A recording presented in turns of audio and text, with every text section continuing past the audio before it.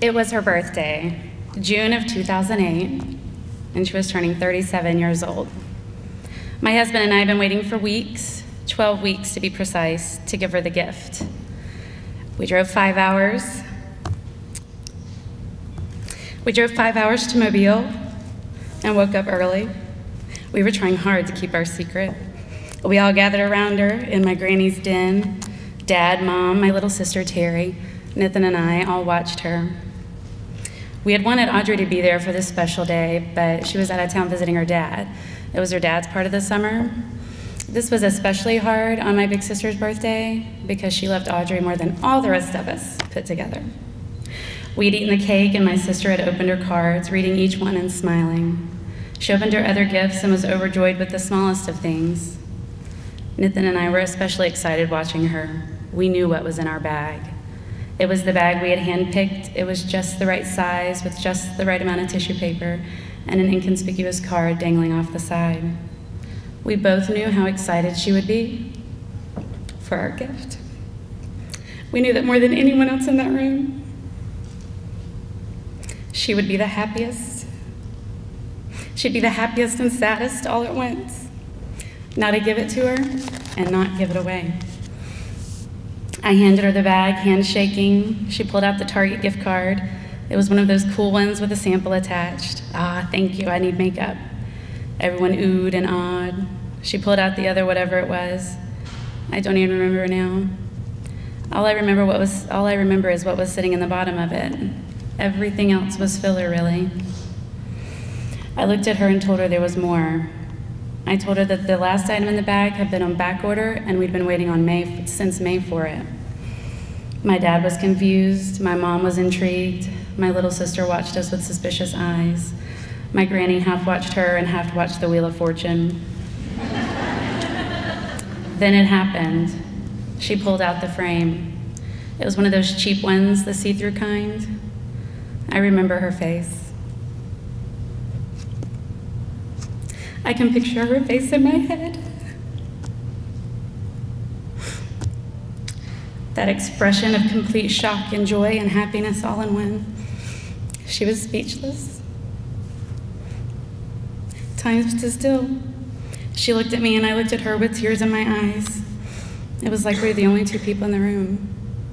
That second we shared. That second of we were the only ones who knew. That second of, it's gonna be okay. That second of, I really am happy for you. Then it was over. She turned the frame around and showed the ultrasound to everyone. We were going to have a baby. She'd be an aunt for the second time, and she'd be adding one more follower to the Best Aunt Ever fan club. In the chaos of those 3 minutes, I'm not sure if the rest of my family noticed. I did, though. My big sister, my biggest fan, the one I had not known life without, had left the room. I knew where she was. She was somewhere pulling herself together. She was somewhere telling herself it was fine. She was somewhere thinking about being a mother herself. She never told me that. I just knew. There's this thing between sisters where we just know. I dare say it's the same thing as mothers, that we just know feeling. My sister and I had that. She was with me when I found out the sex of our baby. The nurse said, "Outdoor plumbing." My sister knew what that meant. I didn't. She was there when I called to tell my parents it was a boy. She was there to listen to us fuss and laugh over names. She was there when my little guy came into this world. She held Turner and cried. She was so happy. She loved him instantly, just like me. She was there on his first Easter. She was just as excited as we were watching him open presents on his very first Christmas morning. She was there for all the holidays in between, too. We vacationed to DC. She planned his first birthday party, helped with everything from choosing the cake and decorations to cleaning it all up. She made the drive to Atlanta more times in his first year and a half than she should have.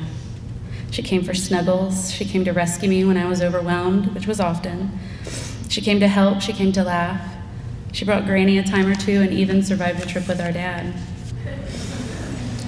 She loved being around Turner and Audrey. She loved holding them, spoiling them, protecting them, making things with them, and taking them on glorious adventures. She held them when they cried. They came to her when something was wrong, and they loved her unconditionally, the same way they loved us and the same way we loved her. My sister, unable to have children of her own,